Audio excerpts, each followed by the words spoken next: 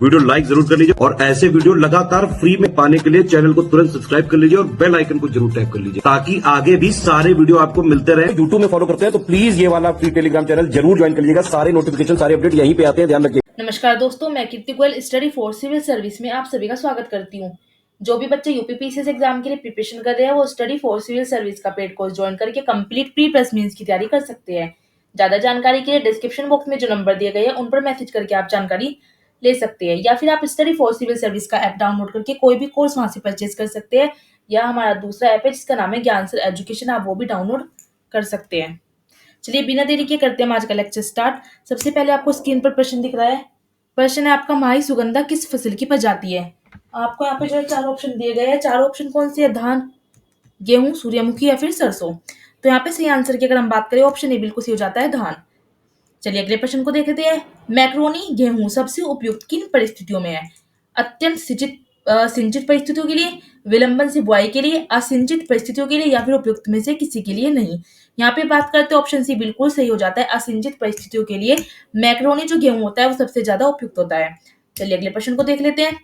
राज 3077 एक प्रजाति है, किसकी प्रजाति है? मक्का की, ज्वार की, धान की या फिर गेहूं की। यहाँ पे सही आंसर की अगर हम बात करते हैं ऑप्शन डी बिल्कुल सही हो जाता है। जो ये प्रजाति है वो गेहूं की प्रजाति है, तो ऑप्शन डी यहाँ पे बिल्कुल सही हो जाता है। चलिए हम अगले प्रश्न को देख लेते हैं। अगला प्रश्न क्या कहता है? पूसा सिंधु गंगा एक प्रजाति है, किसकी? गेहूं की, धान की, मसूर की या फिर चना। यहाँ पे ऑप्शन ए बिल्कुल सही हो जाता है, यह जो है गेहूं की एक प्रजाति है। अगला प्रश्न देखते हैं। निम्नलिखित में से कौन सा एक गेहूं की फसल का रोग है? ब्लास्ट, टिक्का, डस्ट या फिर रस्ट। यहाँ पे सही आंसर की बात करते हैं ऑप्शन डी बिल्कुल सही हो जाता है, रस्ट। ठीक है, ये गेहूं की एक फसल का रोग है। चलिए अगले प्रश्न को देख लेते हैं।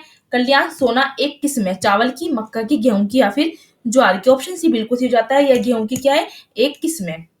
अगले प्रश्न की हम बात करते हैं। अगला प्रश्न क्या कहता है? ट्रिटिकेल निम्न में से किन दो के बीच का संकर मतलब क्रॉस है? जो एवं राई, गेहूं एवं जई, गेहूं एवं जो या फिर गेहूं या राई। यहाँ पे अगर हम बात करते हैं ट्रिटिकेल जो है दो के बीच का संकर है, किसके बीच का हो जाएगा? यहाँ पे ऑप्शन डी बिल्कुल सही जाता है, गेहूं और राई के बीच का क्रॉस है। अगले प्रश्न को देखते हैं। धान की उत्पत्ति हुई है यूरोप में, दक्षिण पूर्व एशिया में, दक्षिण अमेरिका में या फिर उपयुक्त में से कहीं नहीं। यहाँ पे बात करते हैं ऑप्शन बी बिल्कुल सही हो जाता है, दक्षिण पूर्व एशिया में धान की जो है उत्पत्ति हुई है। अगले प्रश्न को हम देख लेते हैं। निम्नलिखित में से कौन सी जो है खरीफ की फसल है? मयूर, अरसी, सरसों या फिर सोयाबीन। यहाँ पे अगर हम बात करते हैं ऑप्शन डी बिल्कुल सही हो जाता है, सोयाबीन जो है खरीफ की फसल हो जाती है। अगले प्रश्न को देखते हैं। इनमें से कौन सी खरीफ की फसल नहीं है? कपास, मूंगफली, मक्का या फिर सरसों। यहाँ पे अगर हम बात करते हैं ऑप्शन डी बिल्कुल सही हो जाता है, सरसों जो है खरीफ की फसल नहीं है। कपास, मूंगफली, मक्का यह जो है खरीफ की फसल में आ जाती है। अगला प्रश्न देखते हैं। निम्नलिखित में से कौन सी खरीफ की फसल नहीं है? यहाँ पे पूछा है खरीफ की फसल नहीं है, तो यहाँ पे अगर हम बात करते हैं ऑप्शन बी बिल्कुल सही हो जाता है, चना जो है खरीफ की फसल नहीं है। वरना अगर हम बात करें अरहर, मक्का, धान यह जो है खरीफ की फसल में आती है। निम्नलिखित फसलों में से कौन एक भारत में प्रमुख खाद्यान्न है?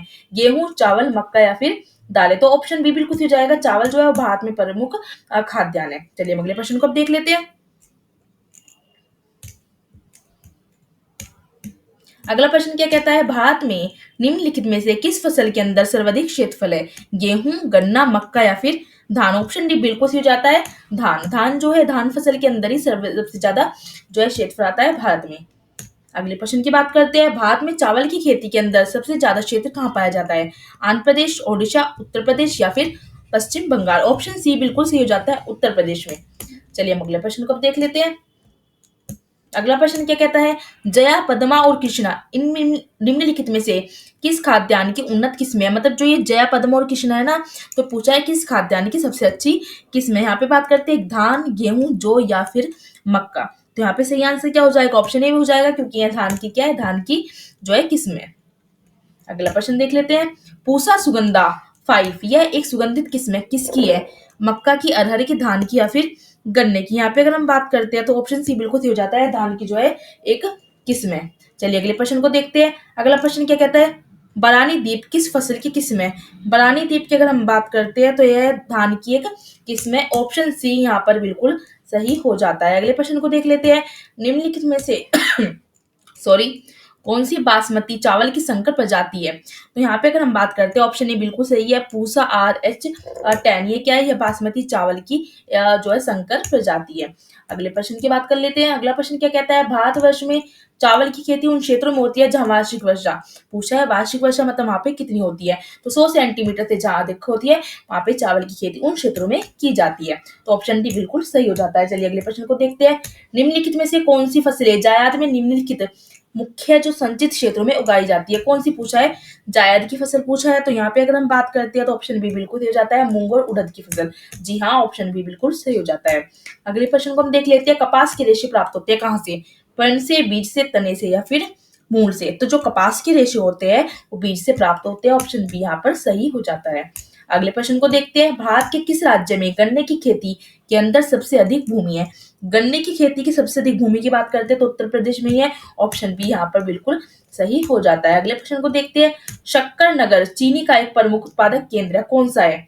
तो यहाँ पे ये आंध्र प्रदेश बिल्कुल सही हो जाता है। ऑप्शन बी बिल्कुल यहाँ पर सही हो जाएगा। और इसी के साथ हम आज का लेक्चर अपना समाप्त करते हैं।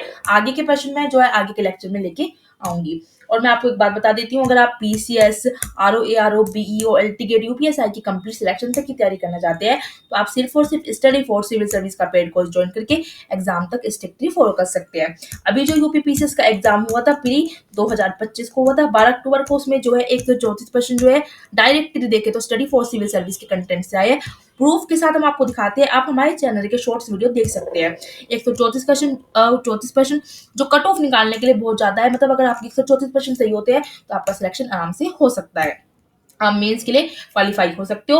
और ज्ञान सर ने जो है मेंस के लिए भी बैच लॉन्च कर दिया, आप जाकर ले सकते हो। अब आप लोगे कहाँ से, सवाल ये उठता है, तो आप स्टडी फॉर सिविल सर्विस का जो है ऐप डाउनलोड कर सकते हो प्ले स्टोर से, या हमारा दूसरा ऐप है ज्ञान सर एजुकेशन के नाम से, आप ये भी डाउनलोड कर सकते हो। यहाँ से जाके आप कोई भी कोर्स परचेज कर सकते हैं, PCS का, RO का, LTGATE, UPSI किसी का भी, ठीक है, या फिर BEO का।